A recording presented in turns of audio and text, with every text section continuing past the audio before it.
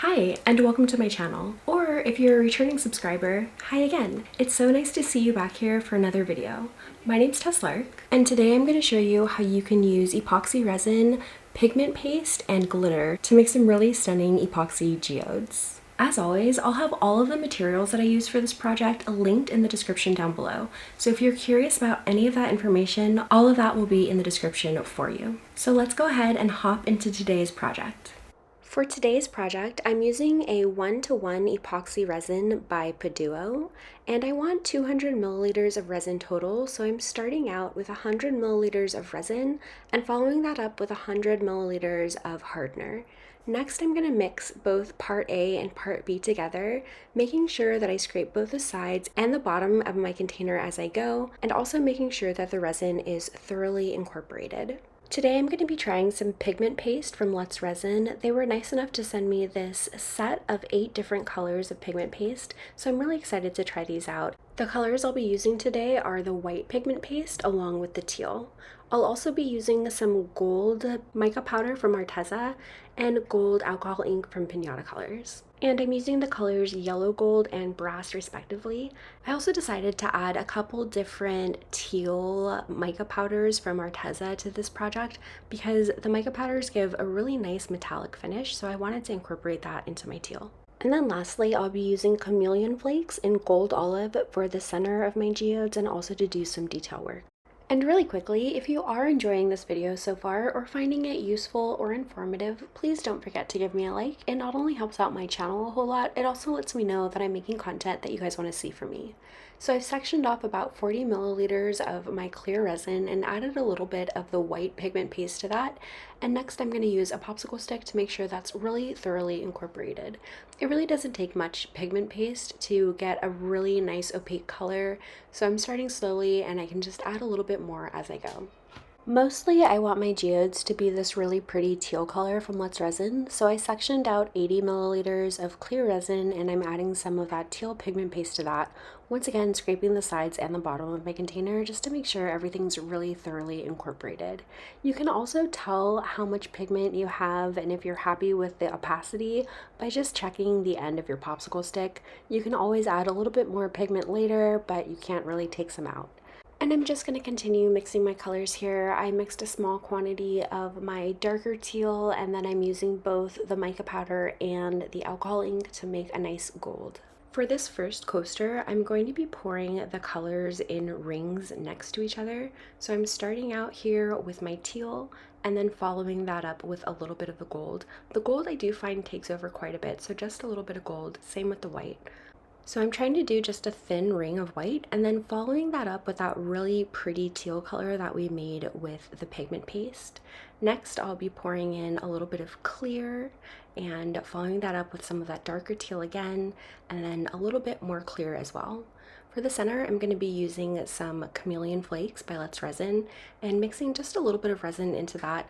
You don't want it to be too liquidy because you do want it to stay in the center of your piece. Then I'm just going to take a little bit more of that white resin and carefully just make a little swirl in the center. The white is going to help push a lot of that pigment to the bottom, or what will be the top of our piece when we're done. But I didn't really like how harsh some of these lines look, so I'm just using a popsicle stick to break those up a little bit. Also, this channel is really close to hitting 12,000 subscribers, and I just wanted to say thank you so much to everybody who has subscribed so far. It really does mean the world to me. For our next technique, we're going to be doing more of a classic puddle pour, but starting out again with this darker teal and just pouring that around the outside edge of the mold. I'm also pinching the sides of the cup as I go to create a point to give me a little bit more control. For a puddle pour, I'll be adding my colors into the center of the mold and then adding onto that. So I started with the gold, going in with that bright teal, a little bit of white. After that, I'll go in again with the darker teal, and then once again with that brighter teal. The colors kind of do what they want, but I do find that with puddle pours, it is about ratios, so I want this to be mostly teal, so I'm not using a ton of gold and a ton of white. I did pour some clear resin in there, a little bit more white, just trying to get a tighter center ring. So again, with that brighter teal, some more gold, and finishing it with clear because I do like a clear center when I'm making a puddle pour geode. And then once again, I'll put some of that glitter and resin mixture right down into the center of my geode. This is how they're looking right now, and I'm pretty happy with them. I can't wait to see what they look like when they're cured. And here we are in the future. I've waited 24 hours. They're fully set up, so let's go ahead and pop them out of their molds. This is the first one we did, and isn't she a beauty? Let me know or give me a like if you like how this one turned out. I really am happy with it. And next up, let's go ahead and unmold this puddle pour.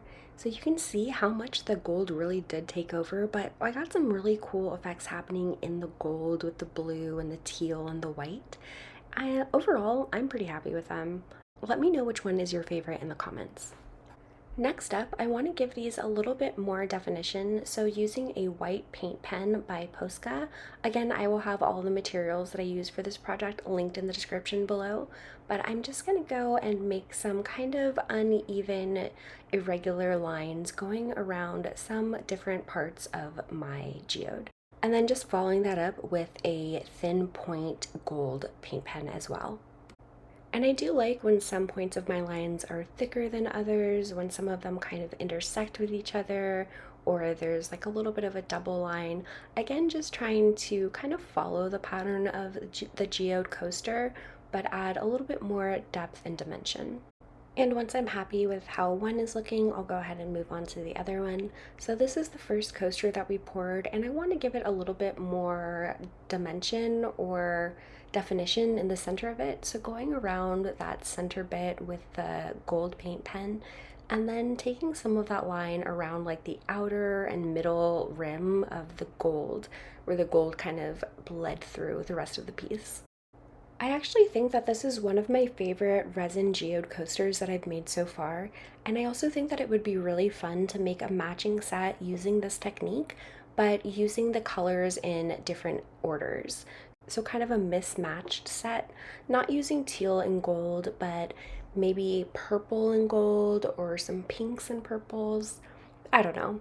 If that's something that you guys want to see, let me know in the comments, and also give me some color suggestions for some color combinations that might be cool. After I've got my detail lines drawn on there, I'm going to let them dry completely, and then I'm going to add some details with glitter. So using a little bit of Mod Podge and some more of those chameleon flakes by Let's Resin, I'm going to put a little bit of Mod Podge in a small measuring cup. And then I'll use a paintbrush to apply the Mod Podge where I want my glitter to be. So just very thin lines of that Mod Podge, and then sprinkling some of that glitter down onto it, and using my fingers and eventually a brush or a paintbrush as well to kind of get that glitter exactly where I want it on those lines. After that's set, I'm just using a clean paintbrush to dust off all of the excess glitter because I don't want any of that floating around when I pour my top coat on my pieces. Next, I'm using a thicker chisel point paint pen to go around the outside edges, and this paint pen is from Deco Colors Premium. If you watched some of my episodes or my videos before, you'll know that I really do love these paint pens for their shine. This is not sponsored, I just genuinely love these. Leave me a like if you know how much I love these pens. So giving that a good shake before I use it, and once again just going around the outside edges and making a very thin border on the top as well. Before I pour in my top coat, I'm going to use some liquid latex to protect the edges of the bottoms of my coasters. That way, if there's any resin that pools over the sides, it'll be easy to get up, so I won't have to deal with sanding any drips or anything like that. So I'm using the built-in paintbrush to go around the bottom part of the outside of my coasters, and then once I have that completely filled in on that rim, I will let the liquid latex cure completely before pouring my top coat. So here we are in the future again. The liquid latex is dry. I've mixed up about 50 milliliters of clear resin, and I have my geodes suspended over my desk just on the little measuring cups. And for the top coat, I'm not pouring so much that it floods over the entire piece, but I'm starting in the center and then using a popsicle stick to pull that resin to the outside edges. Again, because I would like to minimize any drips or anything like that that's coming over the sides.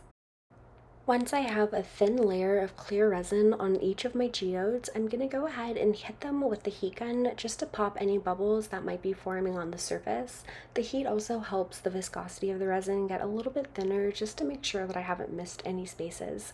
And then I will cover them up and let them cure completely. You'll want to make sure that they're cured completely before this step, typically around 24 hours, so you don't get any fingerprints on your finished pieces, but it's very easy to just pull off the liquid latex. Alright, so here are the pieces finished up, and overall I'm so happy with how they turned out. I think that my favorite is actually going to be this one that we got a little bit more white in, but I would love for you to leave me a comment and let me know which one is your favorite. And as always, I'll make sure to take some footage of these in the natural light so you can see them a little bit better. Thank you so much for spending part of your day with me, especially if you made it all the way to the end of this video. And if you did make it all the way to the end, leave me some sort of blue or yellow emoji just to let me know that you made it. I really hope that this video inspires you to make something of your own today, and I'll see you in the next one. Bye!